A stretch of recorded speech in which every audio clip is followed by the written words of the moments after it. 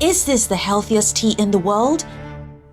Packed with powerful antioxidants, lower in caffeine and brimming with unique health benefits, purple tea might just be Kenya's best-kept secret.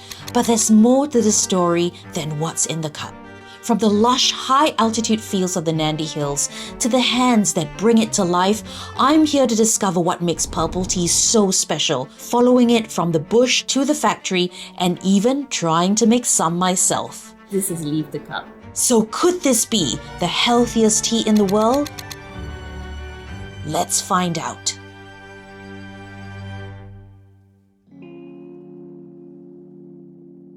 As a tea professional, I've long wanted to visit Kenya, a tea-producing superpower, deeply tied for better for worse to British tea culture. Tea was first introduced here by British settlers in the early 20th century, and Kenya quickly became one of the largest producers thanks to its rich soil and perfect growing conditions. But this history is layered.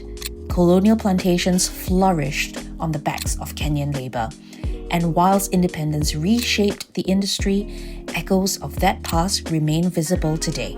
But the story of Kenya and tea is evolving. Beyond the commodity-driven auction system, there's a quiet revolution led by farmers and innovators embracing specialty tea. I couldn't wait to meet Boaz, a plantation owner who is not only carrying this legacy forward, but also helping to redefine it. His work with purple tea, a unique variety packed with health benefits, represents the future of Kenya and tea.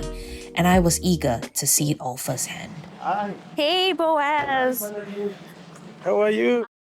Oh, so excited to come and see. Welcome. Finally. Thank We you. say karibu in Swahili. Asante. Yes, you know something. Welcome. Thank you. Tumoi Tea is Africa's finest tea. We hope to be. We are trying to be. We've been doing a lot of work. I think as a company, we're really kind of known for purple tea. We want to show you the process of how we make purple tea. Behind every cup of tea is a story of hard work and expertise. And here in the Nandi Hills, that story begins with the pickers. I was here to meet Joanne, one of the skilled hands behind this unique purple tea. She's taking me into the fields today to show me what it takes to harvest this extraordinary crop.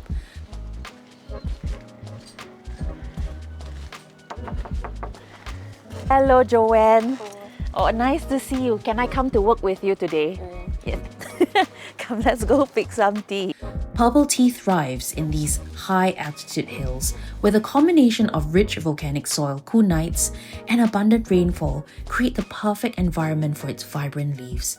And it's not just the land, it's the precision of human hands that ensures each tender bud is carefully selected to maintain quality. How do you put? Is it? Yeah? Okay. I was excited to learn from Joanne, not just about the conditions this tea needs to flourish, but also the skill and effort it takes to bring it to life. Look how fast she's picking. You have to be really discerning, and your eyes just have to keep traveling for the best shoot. Purple tea isn't just visually striking, it's a biochemical powerhouse. It contains up to 1.5 anthocyanin, the very same antioxidant found in blueberries and red grapes, which help reduce inflammation and protects against heart disease. That's 15 times more anthocyanin than that is found in green or black tea. It's also rich in catechins with levels around 16.5%, known for their cancer-fighting and anti-aging properties, whilst also having about 60% less caffeine than black tea. This makes purple tea a gentle yet effective energy booster.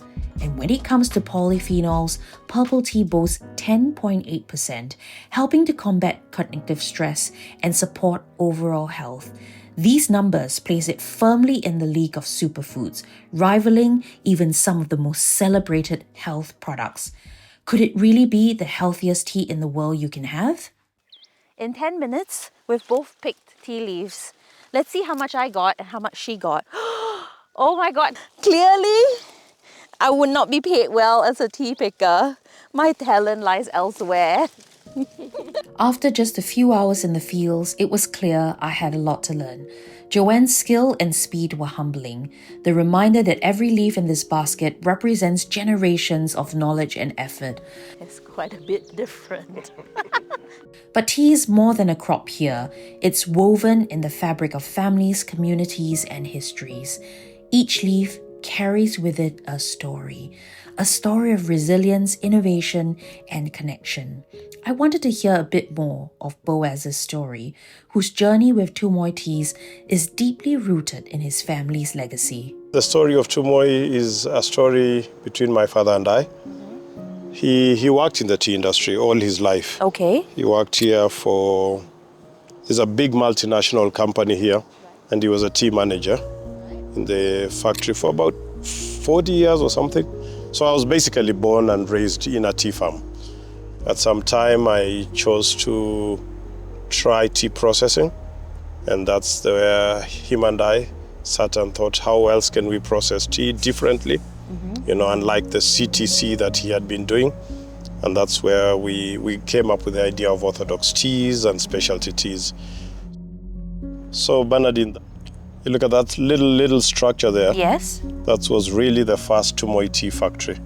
It's Oh my like God, a lorry no cabin way. that, I was just starting out with my dad. I think that's where I was seated in that little That thing. is an amazing story. So this is my first rolling machine. Oh my God, wow. Made right here on site. It's tiny. It was a Obviously, you don't use this anymore. We don't But use it's this anymore. This was real trial and error. Oh Just my. trying to understand how do you roll tea, and stuff like that.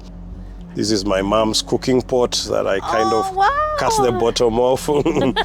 Made some, metal frames and then Just welded things together. welded things together. Real bootstrapping stuff, yeah. From humble beginnings to a thriving business, Boaz's story is a testament to determination and shaping of Kenya's tea industry.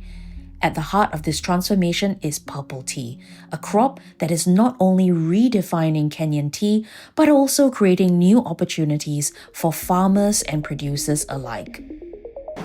So this is where we start the process. Leaf from the garden arrives and it's actually emptied down to this trough. Do you wither it for a particular amount of time? We've been trying to do about 6 to 8 hours. We feel it kind of reduces the astringency a little bit.